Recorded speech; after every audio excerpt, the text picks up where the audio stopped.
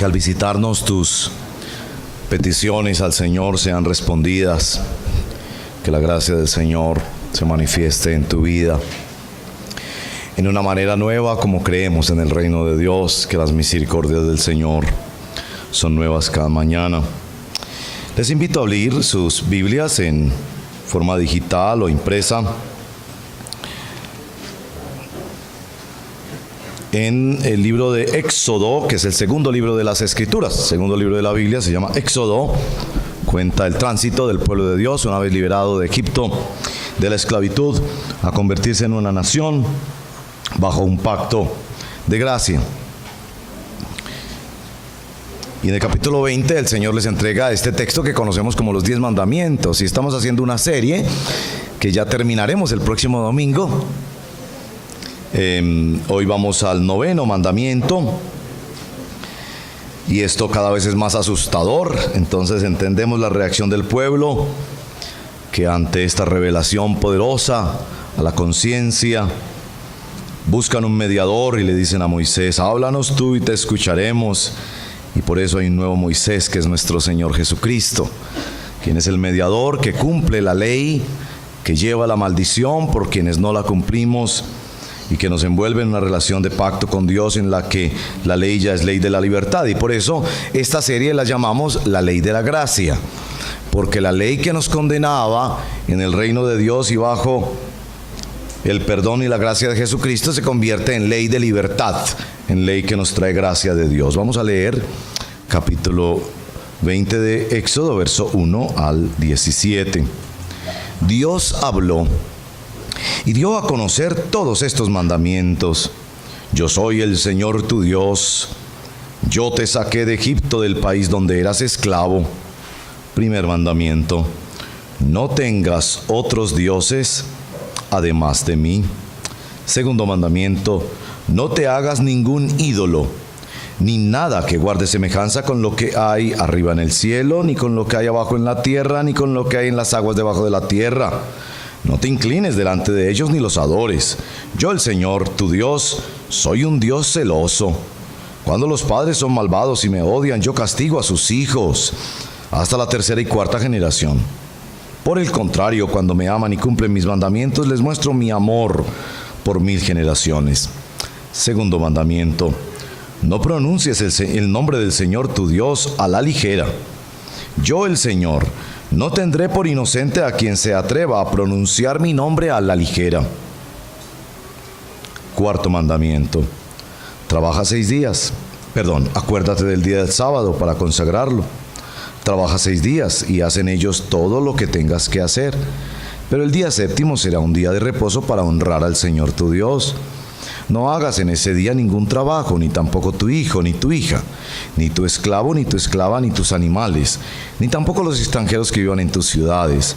Acuérdate que en 6 días hizo el Señor los cielos y la tierra, el mar y todo lo que hay en ellos, y que descansó el 7º día.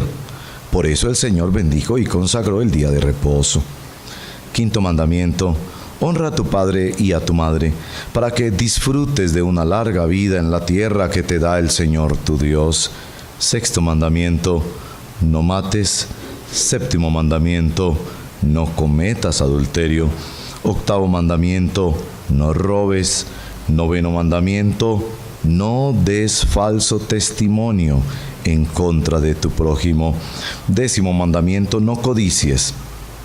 No codicies la casa de tu prójimo, no codicies su esposa, ni su esclavo, ni su esclava, ni su buey, ni su burro, ni nada que le pertenezca. Hermanos, hoy vamos a compartir sobre el 9º mandamiento. Y yo quiero invitarles a abrir en otra escritura, que es en Isaías capítulo 6.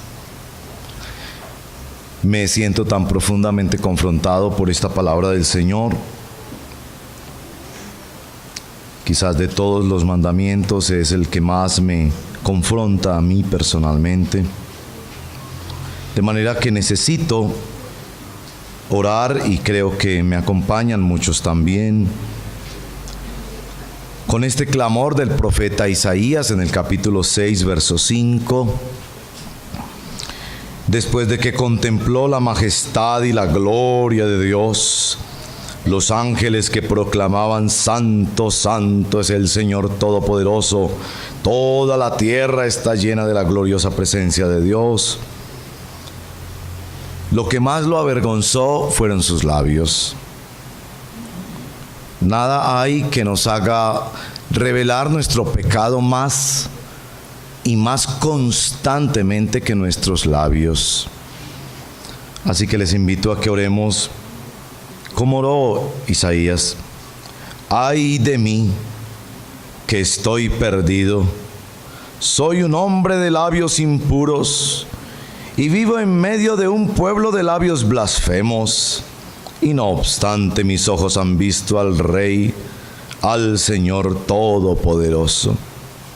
Y esa oración también la hacemos en la confianza de lo que ocurrió aquel día. En ese momento volvió hacia mí uno de los serafines. Traía en la mano una brasa que con unas tenazas había tomado del altar. Con ella me tocó los labios y me dijo: mira, esto ha tocado tus labios, tu maldad ha sido borrada y tu pecado ha sido perdonado.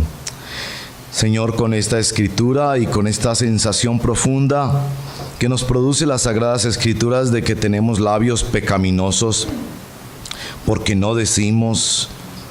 decimos lo que no es, porque decimos más de lo que es, venimos a pedirte perdón, Señor, a pedir que ante esta palabra nos permitas encontrarnos con Jesucristo, el único que puede venir del altar de Dios como un carbón encendido y tocar nuestras vidas, nuestros labios y transformarlos. Hay tanta maledicencia en nosotros, y este servidor en particular peca tanto con sus labios. Perdóname, Señor. Ayúdame hoy, Señor, este vaso frágil de barro, llénalo de tu gracia, de tu perdón, de tu misericordia para compartir este mensaje precioso del Evangelio. Ayúdame, Señor, te lo pido. Y ayúdanos a creer que tú puedes transformar nuestras vidas con tu poder, que una nueva palabra vendrá a nuestros labios. Te lo pedimos en el nombre de Jesús. Amén. Bueno, qué mejor ilustración que lo que hemos leído en el libro de Isaías para introducir la reflexión de esta mañana. El mismísimo profeta Isaías, al presentarse delante del Señor, siente que el problema está en su boca. Éxodo 20:16 debe interpretarse en primer lugar desde una perspectiva jurídica, judicial, estatal. Es el gobierno de Dios para la creación, porque ninguna sociedad puede vivir o permanecer sin la verdad. No es posible vivir sin la verdad, sin decirnos la verdad. Es por eso que existen tantas autoridades y se necesitan escrituras y documentos y testigos y tantas cosas. Todos aquí sabemos que no podría existir la sociedad sin la verdad, y que la corrupción y muchos otros males de nuestra nación se apoyan en los labios mentirosos. Sin embargo, debemos ir mucho más allá que pensar que ante el Estado, cuando nos llamen a dar testimonio ante una corte y levantamos nuestras manos cuando nos preguntan: ¿jura usted decir la verdad? Toda la verdad y nada más que la verdad. Y nosotros respondemos: sí, juro. Creemos que no solo en esa dimensión del Estado y de cómo se debe gobernar la sociedad desde la verdad, sino en la cotidianidad. Y así entendió el pueblo de Israel este mensaje, y así el Señor lo expandió desde este índice maravilloso de la ley de Dios que es el Decálogo. Quiero mostrarles dos textos que muestran eso, la ampliación de ese mandamiento hacia la cotidianidad. Y el primer texto que quisiera mostrarles en Levítico capítulo 19, versos 11, 12, 16 y 17. Si quieren, búsquenlo allí en los equipos móviles o en sus Biblias, pero sino escúchenlo. Levítico 19:11.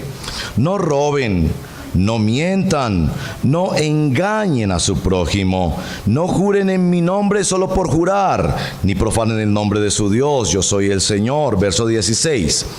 No andes difundiendo calumnias entre tu pueblo, ni expongas la vida de tu prójimo con falsos testimonios, yo soy el Señor tu Dios. Nos damos cuenta allí claramente que el Señor mismo en su palabra está expandiendo el mandamiento del falso testimonio y llevándolo más allá de la corte o del estado hacia la cotidianidad. Verso 17. También se está metiendo con la comunicación adentro del corazón. No alimentes odios secretos contra tu hermano. ¿Qué escritura esa, no? Sino reprende con franqueza a tu prójimo, para que no sufras las consecuencias de su pecado. Verso 18. No seas vengativo con tu prójimo, ni le guardes rencor. Ama a tu prójimo como a ti mismo, yo soy el Señor. Vemos que en el antiguo pacto se establecía que el mandamiento número 9 tiene que ver con la comunicación cotidiana. Ya en el Nuevo Testamento les quiero mostrar otra escritura en Efesios capítulo 4, verso 25. Efesios 4, 25. Por lo tanto, dejando la mentira, hable cada uno a su prójimo con la verdad, porque todos somos miembros de un mismo cuerpo. Y en el verso 29, eviten toda conversación obscena. Por el contrario, que sus palabras contribuyan a la necesaria edificación y sean de bendición para quienes escuchan. Entonces, para quienes creen que este mandamiento solo se refiere a la presencia de las personas en la corte, ante el Estado, debemos decirles que en las mismas Sagradas Escrituras se expande el mandamiento más allá y se conecta en particular con la mentira. Y esta mañana vamos a reflexionar sobre eso de la mentira en tres momentos, en tres movimientos. Primero vamos a decir que todos somos mentirosos. En mayor o menor grado, patológicamente quizás algunos. No faltará quien las dice y se las cree.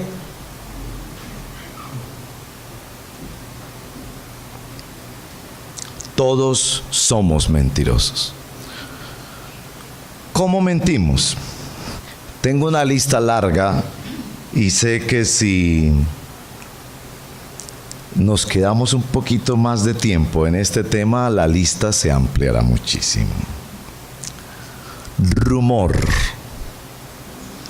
El rumor es participar de la suposición, de la sospecha, de la conjetura. Yo nada más dije que me parecía muy raro ver a ese señor con esa señora. Murmuración, que no es otra cosa que la queja. ¿Ve y por qué?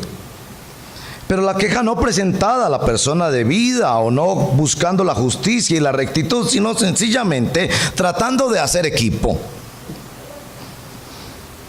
El chisme, que siempre tiene mentira, porque el chisme, aunque sea verdad, siempre le añade un poquito. Y el chisme que se hace como un acto de venganza o de falsa justicia. La exageración, y en eso los paisas somos expertos. Y esta otra, la salamería, la salamería.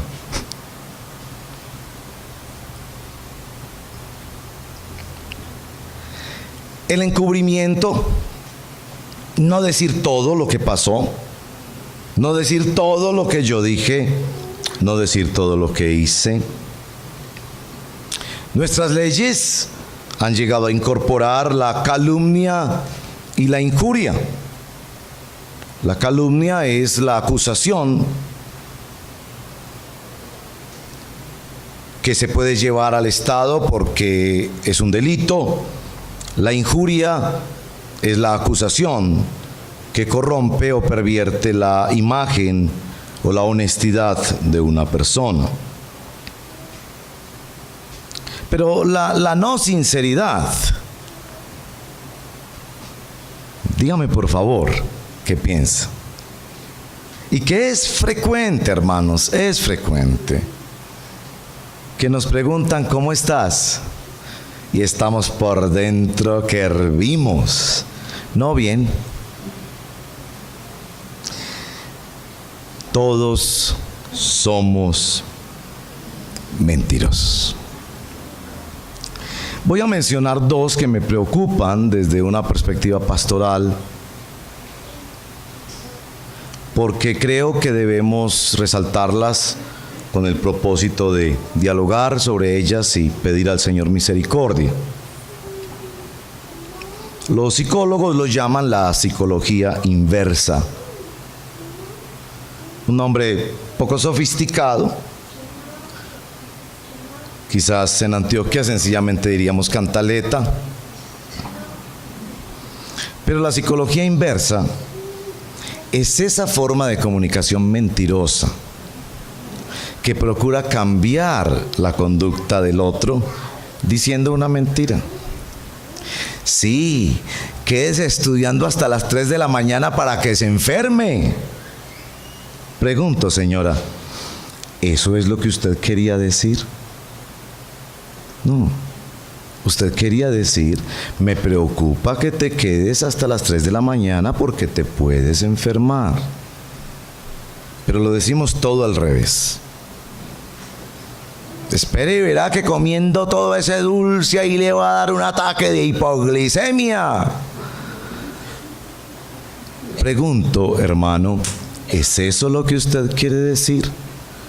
¿O quiere decir, hijo, no comas tantos dulces, eso puede afectar tu salud?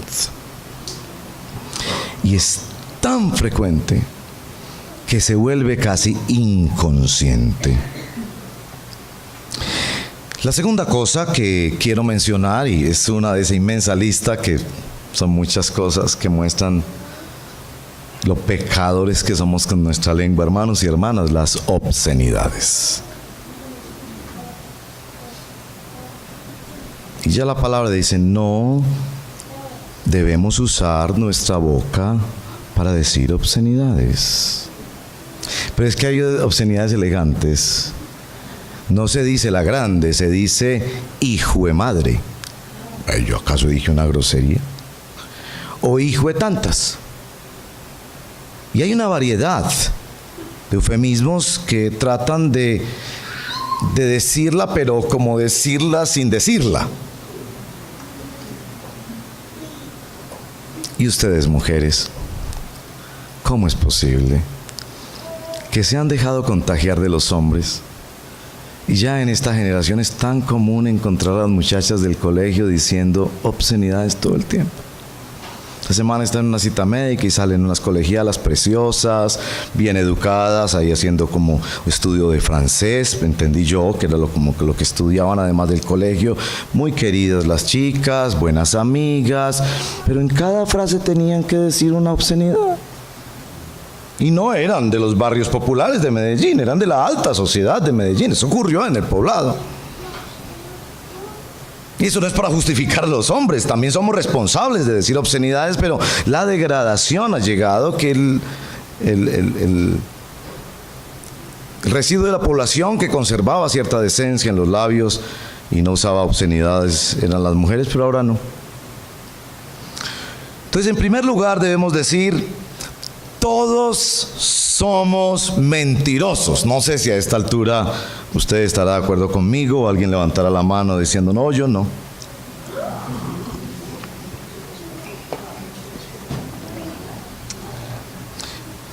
Entonces, eso nos lleva a la segunda cosa que queremos decir esta mañana es, todos somos mentirosos y eso está mal. Porque no podemos decir que como todos somos mentirosos, entonces mal de muchos, como esto es un problema de todos, todos respondemos así, todos hacemos eso, todos mentimos en documentos legales, entonces todos lo hacemos. Que la semana pasada ya el Señor nos confrontaba con ese asunto también, de dejarnos llevar por la mayoría o por lo que creemos que es la totalidad de la población. Eso está mal y quiero mencionar dos dimensiones en lo que está mal. Primero, desde el punto de vista del sentido común está mal. Jesús lo consignó en el Sermón de la Montaña, la regla de oro. Lo que quieras que te hagan a ti, o negativamente, lo que no quieras que te hagan a ti, no lo hagas a otra persona o hazlo a otra persona. No es posible la organización social sin la verdad. Usted no aceptaría que la otra persona le mienta. Entonces ya ahí nuestra conciencia nos está diciendo que no podemos negar que nuestra propia conciencia y nuestro sentido común nos dice que es necesaria la verdad. Cuando estamos yendo al aeropuerto, ahí en la filita, el funcionario te pregunta, ¿empacó usted su maleta? ¿Otra persona le dio algo que usted no haya visto? Y todos respondemos, no, yo empaqué mi maleta. ¿Por qué? Porque si después en la requisa resulta algo ahí, van a decirle, usted dijo que usted era el que había empacado, porque esa es la excusa que más sacan las personas que llevan drogas u otros objetos en las maletas. No, es que una señora en el hueco, yo me la encontré y me entregó estos champús. ¿Para quién se lo entregó? No, que una persona en el aeropuerto me recibía los champús y yo quise hacerle el favor. Pero un momento, en la entrada usted dijo que usted había empacado y que nadie le había entregado. Somos responsables ante la verdad. Miren que cuando vamos al supermercado están estas publicidades como recipientes de todas las cajetillas de tabaco y de cigarrillos, ¿no? Donde la misma ley le ha obligado a esas compañías a que pongan la fotografía. Antiguamente era solo el mensaje, hoy en día la fotografía de todas las enfermedades que se producen por el tabaquismo con una frase explicatoria debajo. Lo mismo ocurre con el licor y demás. Es decir, aún la misma ley obliga que se tiene que decir la verdad, porque se entiende que en este medio publicitario en el que vivimos eso está plagado de mentiras. Entonces el sentido común señala que está mal que seamos mentirosos. Bueno, no solo el sentido común, la palabra de Dios nos responsabiliza en cuanto al pecado de la mentira en todas sus manifestaciones. De no decir la verdad, de no decir solo la verdad y de no decir toda o más de la verdad. Quiero mostrarle unos textos porque me ha parecido extraordinariamente presente este tema en las Sagradas Escrituras. El profeta Zacarías, penúltimo libro del Antiguo Testamento, así que si encuentran a Mateo se devuelven 2 libros, si encuentran a Zacarías, capítulo 8, verso 16. Lo que ustedes deben hacer es decirse la verdad y juzgar en sus tribunales con la verdad y la justicia. Eso trae la paz. Miren qué cosa. No maquinen el mal contra su prójimo, ni sean dados al falso testimonio, porque yo aborrezco todo eso, afirma el Señor. Zacarías 8, 16 y 17. Ustedes conocen la reflexión bíblica, quienes no, se las comento. Mateo 12, 36. De toda palabra ociosa que salga de tu boca, darás cuenta al Señor. De toda palabra. Investigué la palabra ociosa. Inútil, que estorba, que no sirve para nada. Se usa en un contexto como para que no está conectada con nada.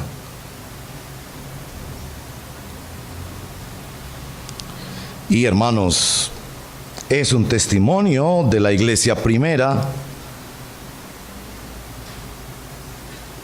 que estos hermanos, Ananías y Zafira, en el capítulo 5 de Hechos, llevaron la ofrenda.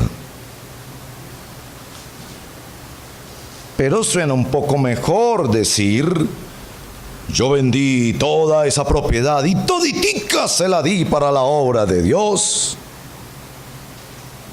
No tenía que decir eso. Pedro le dijo: eso está en tus manos, no estamos obligando a nadie a esto. ¿Fue eso el precio total de la venta? Sí, porque amamos la obra de Dios. ¿Acaso no era tuyo antes de venderlo y una vez vendido no estaba el dinero en tu poder? ¿Cómo se te ocurrió hacer esto? No has mentido a los hombres, sino a Dios. Y al oír esas palabras, ¡zas!, cayó como muerto. Como si fuera poco, entra la señora. Misma historia, mismo resultado. ¿Qué debemos entender de eso? Que el asunto es serio para el Señor. Esta era la iglesia que iba a predicar la verdad. Juicio drástico de Dios. Yo siempre cuando predico ese texto digo: aclaremos que no fue Pedro el que los mató. Fue Dios, que es el dueño de la vida. Pero hermanos y hermanas, ¿aguantaríamos nosotros el polígrafo?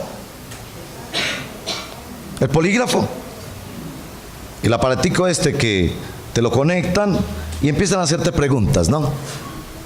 Empiezan a hacerte preguntas. ¿Has visto pornografía? ¿Odias a tu suegra?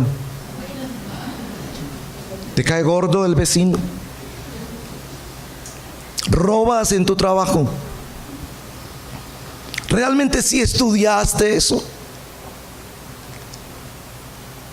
Hermanos, estamos sin excusa ante Dios. La razón por la que nos cuesta recibir la verdad de Dios no es porque no sea la verdad de Dios o sea muy difícil de comprender, sino porque estamos plagados de mentiras. Somos como el pastorcito mentiroso. Pastorcito mentiroso. Y no solo que ya no le creían a él, sino que él mismo se las creía. Las mentiras. Plagados de mentiras, sin excusas ante Dios. Hemos dicho dos cosas hasta ahora. Desde el mandamiento: no des falso testimonio en contra de tu prójimo. Primero, que todos somos mentirosos. Segundo, que todos somos mentirosos y eso está mal.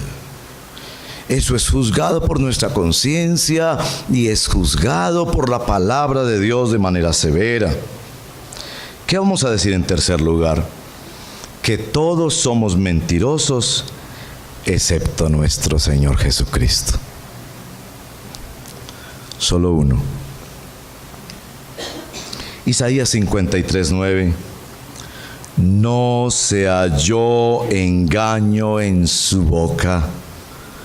Juan 18:37, he venido para dar testimonio de la verdad. Mateo 22:16, lo buscan los mismos líderes judíos para decirles: sabemos que tú eres íntegro y enseñas la verdad. Jesucristo no faltó a la verdad, no dejó de enseñar la verdad y cumplió toda la verdad. Por eso Juan nos dice que vino lleno de gracia y verdad. Por eso Juan en el capítulo 14 nos dice que Él es el camino, la verdad y la vida. Solo Jesucristo cumplió a cabalidad este mandamiento, y es la presencia de Jesucristo en la historia el mayor testimonio contra nuestra mentira. Es desde la cruz que el Señor Jesucristo está revelando lo podrido de nuestros labios y de nuestras bocas. Cómo ofendemos, cómo exageramos, cómo adulamos, cómo en todas estas cosas mentimos y faltamos a la palabra del Señor. Estamos sin excusa, pero aparece uno en la historia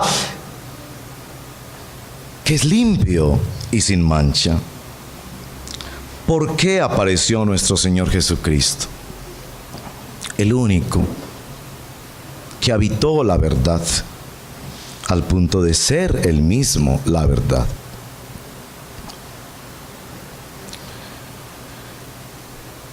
Yo no quiero, y no lo quiere el Evangelio, por eso yo no lo quiero, que usted escuche este mensaje y diga: de ahora en adelante no voy a decir más mentiras. Yo no quiero que haga eso como una solución o una respuesta a este mandamiento. En primer lugar, porque no es posible que usted algún día pueda cumplir a cabalidad este mandamiento. Y no lo estoy justificando, sencillamente es una realidad. No va a escapar la mentira de nuestros labios. Pero en un por si acaso usted hoy firmara un acuerdo en presencia de estos testigos diciendo: jamás de ahora en adelante diré una mentira, ni siquiera cuando me preguntan ¿cómo estás? Y voy a decir exactamente la verdad, toda la de verdad y nada más que la verdad. Aún así, ¿qué pasa con todas las mentiras que has dicho hasta ahora? ¿Qué pasa con todas las mentiras que has dicho hasta ahora?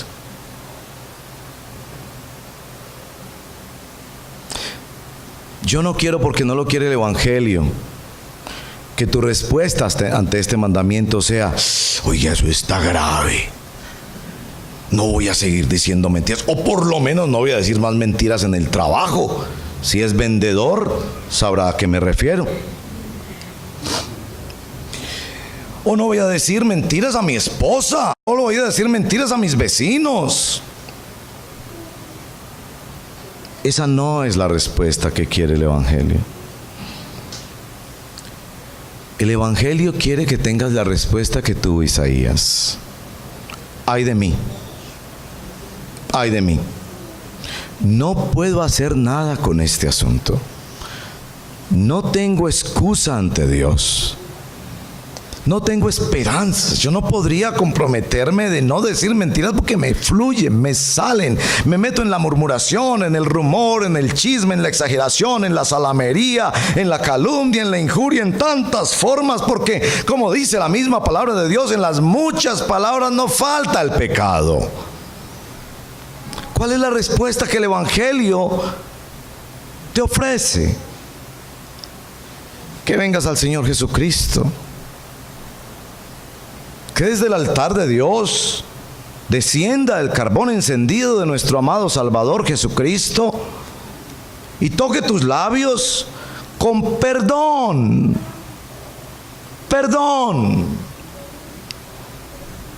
y toque tus labios con poder para cambiar. Pero habrá de ser, hermanos y hermanas, en ese orden. perdón. Porque nada puedo hacer con mi pasado y nada puedo asegurar de mi futuro. Perdón. Y una vez llega el perdón al alma, poder para cambiar. Así que tengo dos aplicaciones. Una aplicación para usted que me escucha y no es creyente en el Señor Jesucristo. Y se da cuenta en su estudio de la palabra de Dios que usted no ha llegado al Evangelio. Ha buscado milagros de Dios, ha buscado la protección de Dios, considera buenas las enseñanzas de Dios, pero usted no ha venido como pecador, perdido, descorazonado, desesperado, sin esperanza, a pedir perdón al Señor.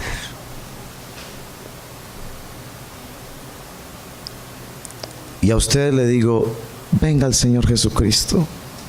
Hay abundante perdón en Él. Hay abundante vida en Él. Y después de que venga el Señor Jesucristo, se une a los que ya hemos venido al Señor Jesucristo para esta segunda aplicación. Esta es mi segunda aplicación. Una segunda aplicación solo para los creyentes que han venido en arrepentimiento y fe. Porque hay personas que tratan de practicar las cosas de Dios sin tener el corazón en paz con Dios por medio de nuestro Señor Jesucristo.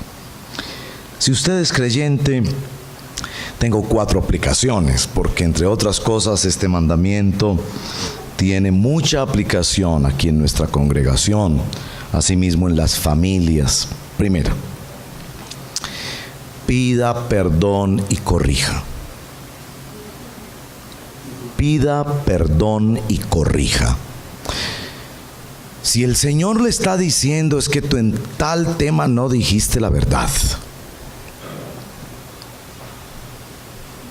pide perdón y corrige. En tal asunto faltaste a la verdad, porque tenías mucha rabia, porque querías dar una buena apariencia, porque tenías miedo, porque el otro también lo hizo, pero faltaste a la verdad. Corrige con esa persona y aclárale, eso no lo hice yo, eso no lo dije yo, eso no fue así, yo cometí el pecado allí de la exageración, yo manipulé una palabra que no debía haber dicho. Segundo,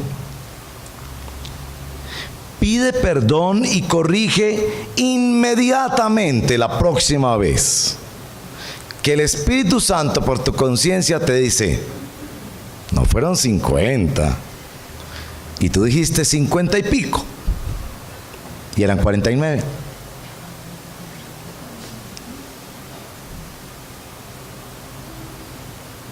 Cuando dijiste era un poco de gente, mucha gente, y era 1. Y 5 minutos después empieza esa inquietud que nos regala el Espíritu Santo, que nos devuelve la película. ¿Por qué dijiste 50 y pico si eran 49? Para la conversación, mire qué pena, yo le dije ahorita que eran 50 y pico, eso era una mentira, son 49. O menos quizás, pero recuerdo 49. Perdóneme por favor. Corrija inmediatamente. Tercero,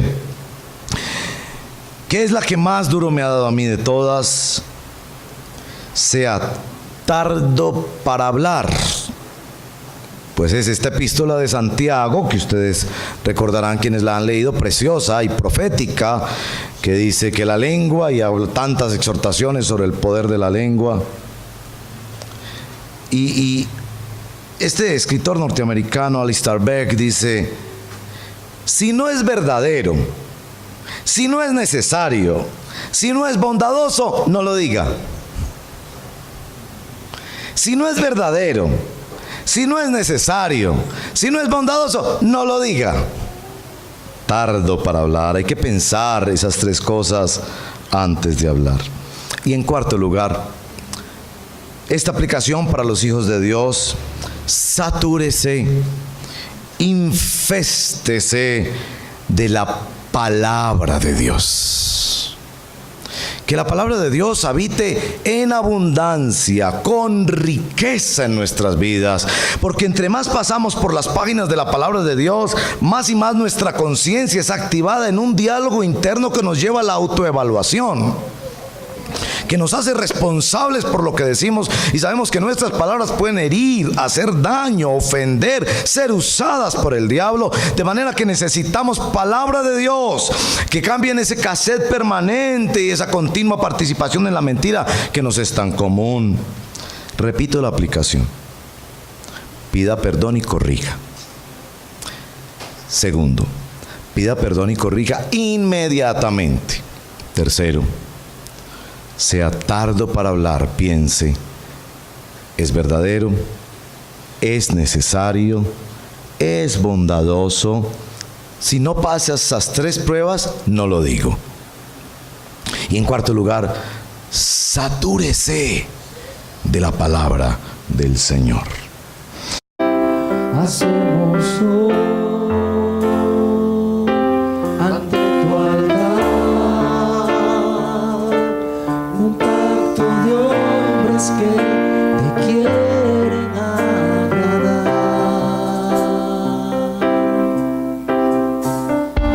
con manos limpias, corazón